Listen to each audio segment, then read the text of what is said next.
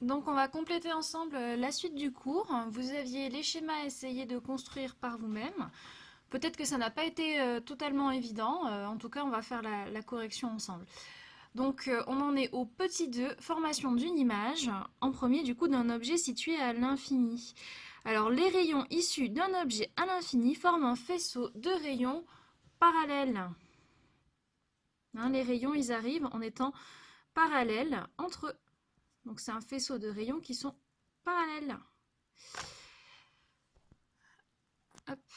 Et donc du coup, nos rayons, il faut s'imaginer qu'on va avoir B à l'infini,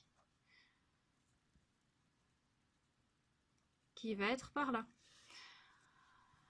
Donc l'idée, c'est qu'on va avoir un faisceau de rayons parallèles entre eux. Alors vous choisissez l'angle que vous voulez. Hein. L'idée, ça ne va pas être de choisir un angle trop compliqué.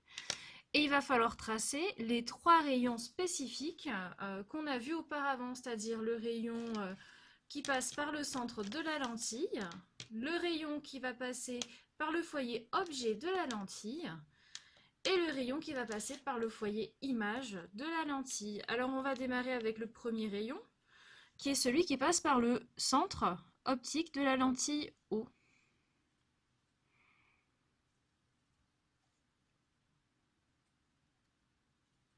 On va le tracer comme ça. Donc ce rayon, hop, il provient de B qui est à l'infini, il traverse la lentille au point O sans être dévié. Ensuite, un autre rayon issu du point B qui est à l'infini et qui du coup va être parallèle au rayon vert, ça va être le rayon qui paraît provenir de B. Il va passer par le foyer objet F ici. Hop. Et puis au moment de traverser la lentille, il va ressortir en étant parallèle à l'axe optique delta. On va essayer de s'appliquer pour que ça fonctionne. Ça va être quelque chose un peu comme ça.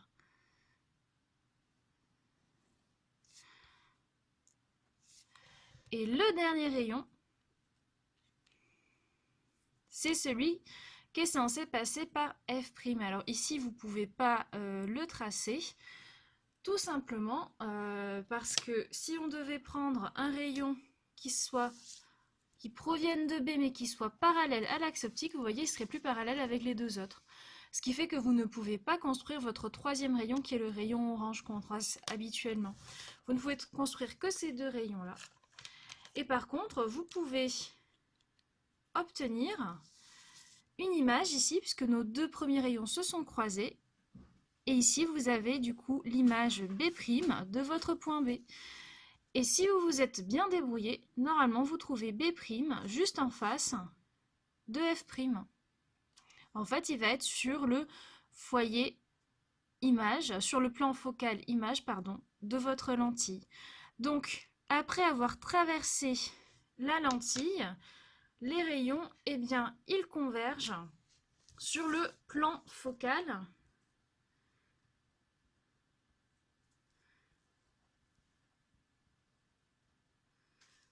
image. En fait, c'est le plan qui passe par le foyer image. Alors, on peut également écrire que l'image ici, a priori, elle va être renversée. Hein, on voit bien que B', il est de l'autre côté de l'axe optique.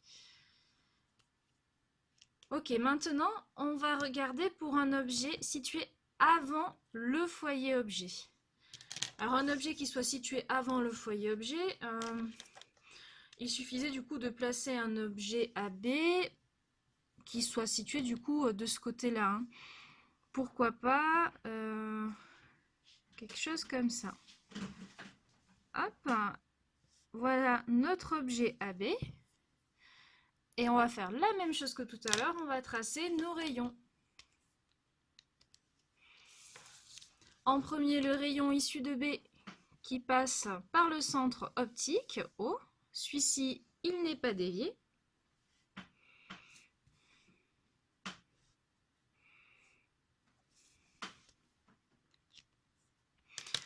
Ensuite, le rayon issu de B et qui passe par le foyer objet F. Vous voyez ici, ma lentille n'est pas suffisamment grande, mais c'est pas grave, on va la prolonger. Hop. Ma lentille, elle n'est pas suffisamment grande, donc on prolonge un petit peu la lentille pour pouvoir tracer nos rayons. Hop.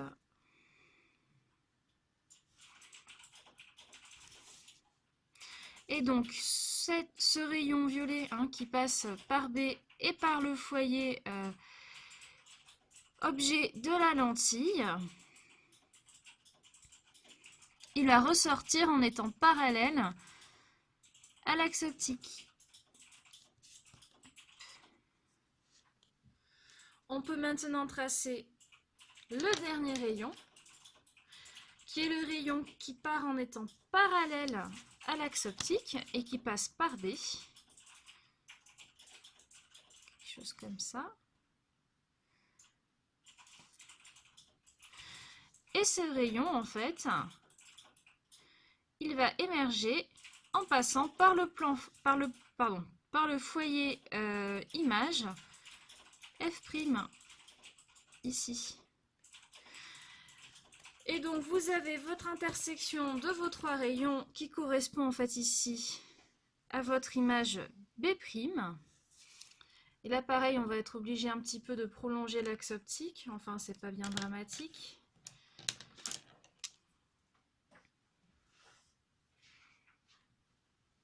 Hop. Et on va pouvoir placer le point A', image du point A, sur l'axe optique.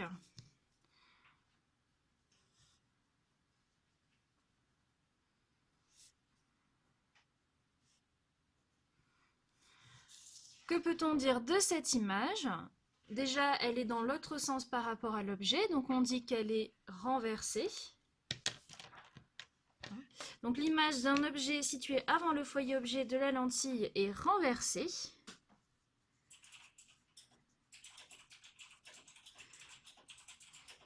Et si on regarde, elle est également agrandie. Ici, je mesure environ 1 cm. Là où, ici, j'en mesure environ 2.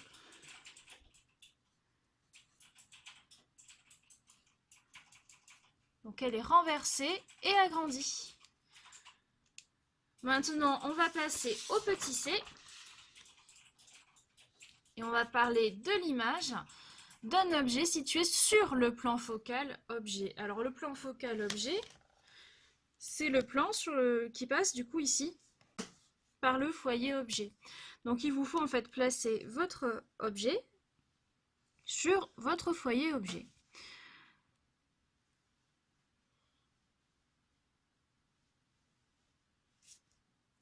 Voilà, donc ici je place mon objet AB.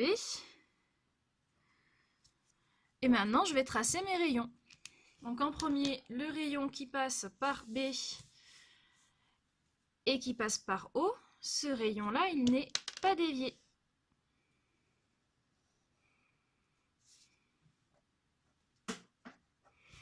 Ensuite, on va pouvoir tracer le rayon qui passe par le foyer objet. Ben, ici, ça va être compliqué de le tracer. Le rayon qui passe par B, qui passe par le foyer objet, celui-ci part dans ce sens-là, ça ne fonctionne pas.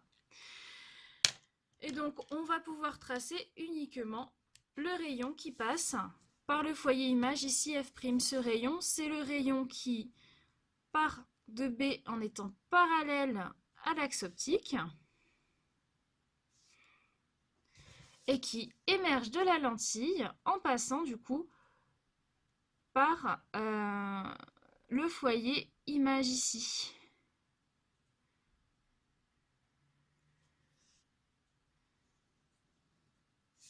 Hop. Donc si on regarde ici, nos deux rayons, ils ne se croisent pas, ils font même plus que ça, ils ne se croiseront jamais. En fait ici, on a un faisceau de rayons parallèles. Ça veut dire que vous venez de former l'image de B, B', il va se situer à l'infini. C'est-à-dire que vous allez pouvoir le projeter sur un écran quelle que soit la distance à laquelle vous placez votre écran, du moment qu'il est suffisamment éloigné de la lentille. En fait, c'est ce qui se passe quand on a un vidéoprojecteur. Donc l'image est formée à l'infini. On peut également remarquer que l'image, du coup, elle va être renversée. Maintenant, on va passer au petit dé. On va regarder l'image d'un objet situé entre le plan focal objet et la lentille.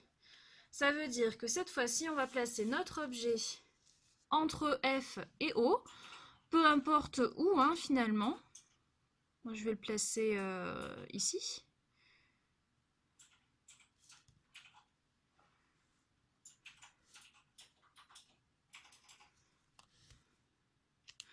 On va venir tracer nos rayons. En premier, le rayon vert. Celui-ci, on peut le tracer quasiment tout le temps, en fait. Donc, celui qui passe par B et par le centre optique de la lentille, il n'est pas dévié.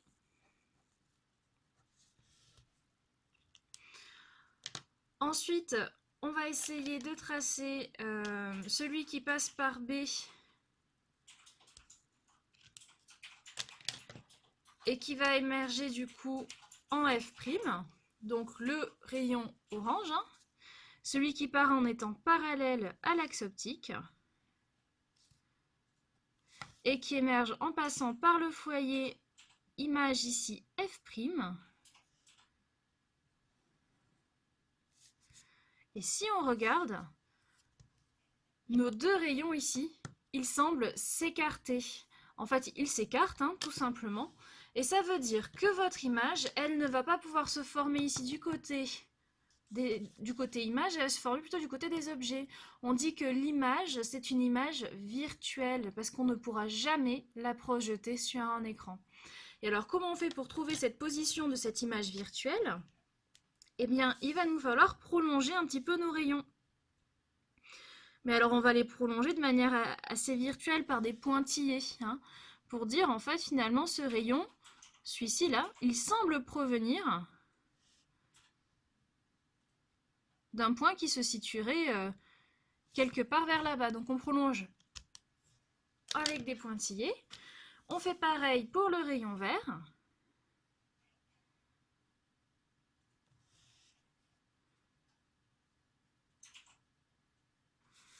Et on voit que nos deux rayons se croisent en un point ici, qui sera du coup ici votre B', votre image. Et donc cette image A'B', elle va être ici. Et comme elle est du côté des objets, c'est une image virtuelle, il faudra la tracer en pointillé.